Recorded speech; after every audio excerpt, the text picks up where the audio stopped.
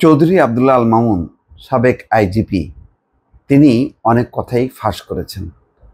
জুলাই আন্দোলনে কিভাবে মারণাস্ত্র ব্যবহার হয়েছে, কারা কারা এই বৈঠকে অর্থাৎ কোর কমিটি বৈঠক করেছে, সেই বৈঠকে কারা কারা ছিল, কারা একেবারে সরাসরি গুলি করা সেই সিদ্ধান্ত বাস্তবায়নে অগ্রণী ভূমিকা ছিল, ব্যাপক উৎসাহ ছিল এবং চরম শক্তি প্রয়োগ করে এই আন্দোলন দমন করার কারা কারা পরিকল্পনা করেছিল তার পুরো একটা বিবরণ, একটা সংক্ষিপ্ত বিবরণী তুলে ধরা হয় তার জবানবন্দিতে এবং যুগান্তর পত্রিকা সেই রিপোর্টটি প্রকাশ করেছে। দর্শক, মামুন বলছেন যে 14 জুলাই থেকে নিয়মিতভাবে প্রতিদিন স্বরাষ্ট্রমন্ত্রী আসাদুজ্জামান খান কামাল তার বাসায় বৈঠক হতো এবং সেই বৈঠকে আসাদুজ্জামান খান কামাল বলছেন যে মারণাস্ত্র বা লেথাল উইপন ব্যবহারের জন্য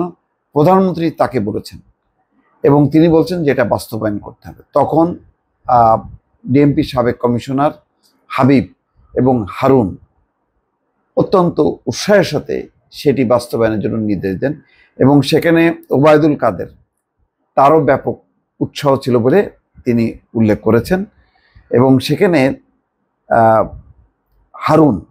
হারুনের উপর নির্ভরশীলতা ছিল সবচেয়ে বেশি।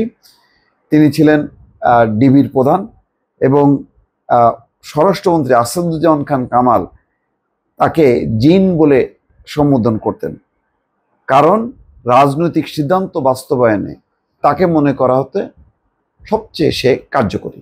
বলা হচ্ছে যে কোর কমিটির এক বৈঠকে সমন্বয়কদের আটক করার সিদ্ধান্ত হয়। ওই সিদ্ধান্ত মোতাবেক 6 সমন্বয়ককে আটক করে ডিবি কার্যালয়ে নেওয়া হয়। আন্দোলন প্রত্যাহারে তাদের মানসিক নির্যাতন ও চাপ দেওয়া হয়। কর্মসূচি প্রত্যাহারে গণমাধ্যমে বিবৃতি দিতে বলা হয়। ঢাকা মহানগর পুলিশের গোয়েন্দা শাখার প্রধান হারুনকে জিন বলে ডাকতেন স্বরাষ্ট্রমন্ত্রী, কারণ তিনি খুবই কার্যকর ছিলেন। হারুন বলছেন 19 জুলাই থেকে প্রায় প্রতি রাতে স্বরাষ্ট্রমন্ত্রী আসাদুজ্জামান খান কামালের বাসায় বৈঠক হতো। বৈঠকে 2 জন সচিব, সেই 2 জন সচিবের নাম অবশ্য এই রিপোর্টে প্রকাশ করা হয়নি। এসবি প্রধান মনিরুল ইসলাম, ডিবির হারুনা রশিদ, র্যাবের মহাপরিচালক, আনসারের ডিজি, এনটিএমসির জিয়াউল আহসান সহ অনেকে উপস্থিত থাকতেন। মূলত এই বৈঠক থেকে সব রকম নির্দেশনা এবং পরামর্শ দেওয়া হতো। আন্দোলন দমনে হেলিকপ্টার থেকে গুলির বিষয়ে জবানবন্দিতে মামুন বলছেন, আন্দোলনকারীদের নজরদারি, গুলি করে ভীতিকর পরিবেশ তৈরি করার গোপন পরিকল্পনা নেওয়া হয়। র্যাবের তৎকালীন মহাপরিচালক হারুনা রশিদের পরিকল্পনায় মূলত রাজনৈতিক সিদ্ধান্তে হেলিকপ্টার মোতায়েন করা হয়। আন্দোলন দমনে লেথাল উইপেন বা মারণাস্ত্র ব্যবহারে ঢাকা মেট্রোপলিটন পুলিশের সাবেক কমিশনার হাবিবুর রহমান হাবিব এবং সাবেক ডিবি প্রধান হারুন অতি উৎসাহী ছিলেন বলেও জবানবন্দিতে জানিয়েছেন সাবেক আইজিপি। তিনি বলেন, আন্দোলন দমনে মারণাস্ত্র ব্যবহার এবং আন্দোলন প্রবণ এলাকায় ব্লক রেইডের সিদ্ধান্ত হয় রাজনৈতিকভাবে। স্বরাষ্ট্রমন্ত্রী নিজে থেকে লেথাল উইপেন ব্যবহারে সাবেক প্রধানমন্ত্রী হাসিনার নির্দেশনার কথা জানিয়েছিলেন। ডিএমপির সাবেক কমিশনার হাবিব এবং ডিবির হারুন লেথাল উইপেন ব্যবহারে অতি উৎসাহী ছিলেন। এছাড়া আসাদুজ্জামান খান কামাল বলেন, সাবেক সড়ক পরিবহন ও সেতুমন্ত্রী ওবায়দুল কাদের সহ অনেকে মারণাস্ত্র ব্যবহারের পরামর্শ এবং উস্কানি দিয়েছিলেন বলেও তিনি জানান। সরকার পতনের দিন তিনি কিভাবে সেনানিবাসে আশ্রয় নিয়েছেন সেটাও তিনি বলছেন জবানবন্দিতে।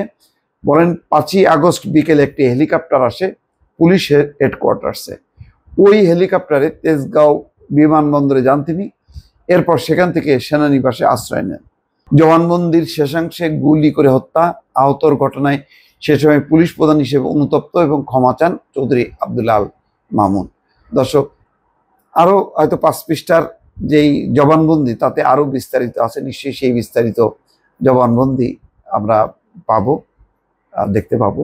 নিশ্চয়ই আপনাদের সামনে সেগুলো উপস্থাপন করবো। দর্শক, ভালো থাকবেন। আল্লাহ হাফিজ।